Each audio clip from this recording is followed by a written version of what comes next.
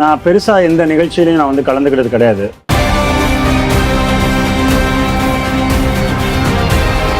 ஏன்னா எனக்கு சரியா பேச வராது முதல் விஷயம்.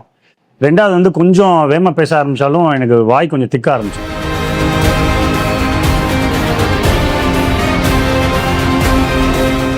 ஏதாவது ஒரு காலேஜ் ஸ்கூல்ஸ்ல ஏதாவது சீஃப் கெஸ்டா கூப்பிட்டா கூட நான் அவாய்ட் பண்ணிடுவேன். ஆனா இந்த ஈவெண்ட் வந்து ஜெயசீலன் சார் வந்து ஐசக் இது என்னோட ஈவெண்ட், நீ வர்ற அப்படின்னாங்க. நான் வந்துட்டேன். இன்னைக்கு நைட் திரும்பி நான் மும்பை போயிடுவேன்.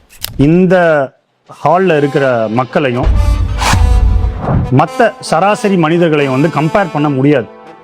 ஏன் அப்படின்னா நீங்கள் எல்லாமே ஜெயசீலன் சாரோட அபிமானிகள். அதுவே ஒரு ஸ்டாண்டர்ட். ஏன்னா சோஷியல் மீடியாவில் வந்து ஆபாசத்தை மட்டுமே வச்சு காணொலியில் வந்து பல இன்ஃப்ளூயன்சர்ஸ் வந்து பதிவு செய்கிறாங்க. அதுக்கு பின்னாடி ஒரு பெரிய கூட்டம் இருக்கு ஒரு சைடு. ரெண்டாவது சைடு பொழுதுபோக்கு அம்சங்கள், இந்த நகைச்சுவை, குக்கிங் சேனல்ஸ், எப்படி சமைக்கிறது, எப்படி சாப்பிட்றது, ஊரூரா போய் ரோடா போய் ஹோட்டல்களில் போய் சாப்பிட்றது. அது தவறுன்னு சொல்ல வரல. அதுக்கு பின்னாடி ஒரு பெரிய ஃபாலோவிங் இருக்கு. ஆனா மிகவும் ரொம்ப கம்மியா, ரொம்ப சொற்ப எண்ணிக்கைகள், ஒரு 4% 5% மக்கள் மட்டும்தான் ஜெயசீலன் சார் மாதிரியான ஆளுமைகளை பின்தொடர்றாங்க. அது வந்து ரொம்ப சொற்ப எண்ணிக்கைகள். அது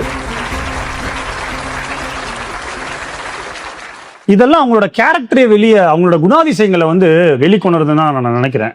அந்த சொற்ப எண்ணிக்கை உள்ள மக்கள் என்ன நினைக்கிறாங்க, இங்க பாருங்க, இதுக்கு உண்டான ஆள் நாங்க இல்ல, எங்களோட டார்கெட் வேற, எங்களோட கோல் வேற, நாங்க வேற மாதிரி, நாங்க அச்சீவ் பண்றதுக்கான இந்த உலகத்துக்கு வந்திருக்கோம்.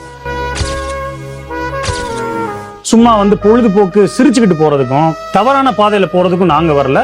நாங்க எங்க குடும்பத்தை நாங்க முன்னேற்றுறதுக்கும் நாங்க முன்னேறி வர்றதுக்கும் நாங்க ஆட்கள். அதனாலதான் வந்து நான் சொல்றேன், நீங்க வந்து சராசரி மனிதர்கள் இல்ல, நீங்க வேற.